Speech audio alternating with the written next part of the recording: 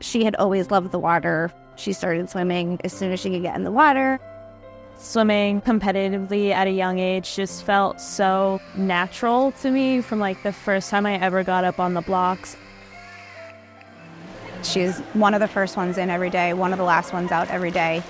She's one of like the big hearts of this team. She always comes in here with a smile on her face. She's here for her teammates, and they mean more to her sometimes than her own races, which speaks volumes to who she is. And she's always been that person. I mean, you see her, she doesn't stop. She's always going.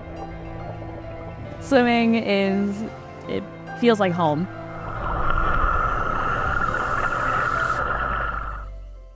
Monday, Tuesday, Wednesday, regular practice, Friday, regular practice. I just remember that there was the Friday practice where everyone had a cold, and I called off Saturday practice, and she came back that following Monday, and she was still really sick. I had the weird week of like feeling just really tired all the time. Like I couldn't breathe very well. And, you know, at first the thought as a coach is like, oh God, I need relays. I need her at States. I need her in the water. The next weekend, I was telling my mom, my arms feel really weak. Like I can't really lift anything above my shoulders.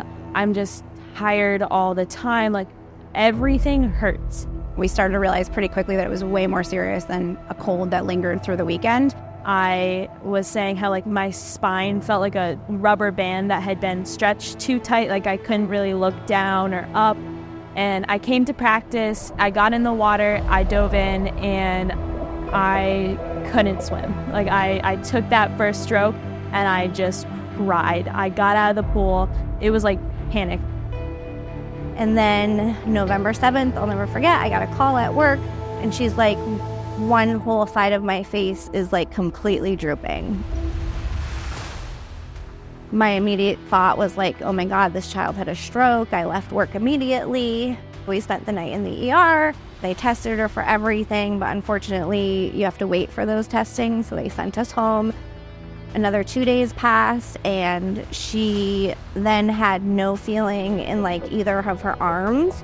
It was spreading down to her feet, like she couldn't feel her feet at all. So I immediately brought her in, and that was November 9th. We checked in, didn't leave until the night before Thanksgiving. It was a really dark time while she was in the hospital. There was just a tension in the air the whole time. Rightly so. Of course, they were worried. I was worried. I had no answers. They didn't know anything. They had a great team there, but it was a lot of testing. I had like 4 lumbar punctures, which are just like when like you get it like in your spine and you have to like extract spinal fluid. Unfortunately, we were there on the weekend and there's no anesthesiology team, so she was awake, you know, getting poked in the spine over and over. I had a lot of trust in like the doctors, but it was still really scary. Like, okay, they don't really know what's going on. Like this doesn't happen a lot. They finally ended up diagnosing her with Guillain-Barré syndrome. More specifically, hers is Miller-Fisher, which it was our understanding that she's 1 in a million. Literally, there's a 1 in a million chance of getting it, and Ella did. They put her in an IVIG treatment. It was about 4 days of transfusions. She finished the treatments, she got released, we went home for 2 days, and then she started vomiting profusely. And then was laying in her bed, she couldn't move, so we had to go back. It turns out that her red blood cell count had dropped to almost nothing. She was hours away from needing a blood transfusion. So that, again, thinking we were in the clear, and then it was terrifying all over again. I was really upset. I remember telling my mom the night before we went back to the hospital, it's just not fair. I've worked so hard all this season. We were up to like past 7,000 yards a day, which is over 4 miles. As much as I think high school sports are so important, their health is way more important than that. So it was a really weird dynamic to kind of coach these kids and get up and be excited for the ones that are at States and really show up for them, where we have a girl lying in the hospital paralyzed at that point. It was hard to see her not be able to keep swimming and participate, especially during States, you know, because that's kind of when like it's fun, all your hard work pays off, and she didn't get to see that part of her season. I was really proud of my team, watching them compete. But there's always just that feeling like, I really wish I could be there.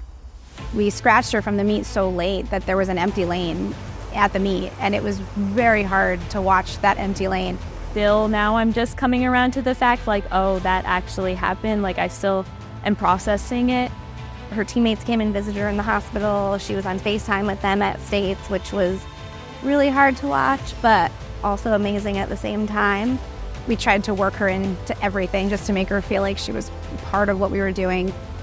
Having them there for me during that time of like, I don't know what's gonna happen next, was just, it was really nice. I don't have many words to describe that. I got out of the hospital the day before Thanksgiving, really weak, still exhausted. I remember when we left, it felt like I had no connection to reality whatsoever. It took a while to get readjusted, but I think I started feeling more like myself, full back to strength around like March, April. This summer, I have been like exercising more, making sure that like I'm eating healthier, getting like my cardiovascular endurance back up. I've always been like a big surfer, so I was surfing, really trying to just get my strength back up. Every minute that we've been together so far, she's literally just grateful to be here. She was crying the other night practically that she was able to finish the whole race and won and did well. Just seeing the smile on her face, and she even said afterwards, "Mom, I jumped in the water and I've never swam while smiling so big."